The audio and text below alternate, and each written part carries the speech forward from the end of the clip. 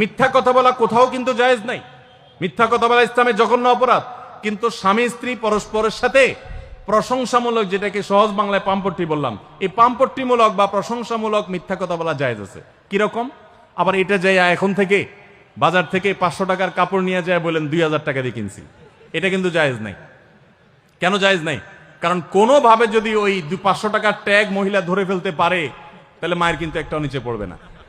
বলবে মিথ্যুকের পুত মিথ্যুক, সারা জন্মে এই কাম করে আসছোস, তাইলে ওই রকম মিথ্যা কথা বলা যাবে না।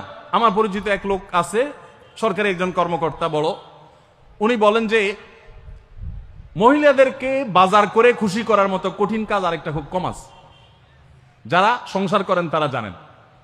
কারণ আমি একটা কথা প্রায় বলি, দুনিয়াতে বহু বুদ্ধিমান মানুষ আছে, বহু চালাক মানুষ আছে, কিন্তু একটাও চালাক বা বুদ্ধিমান স্বামী আছে বলে আমার মনে হয় না।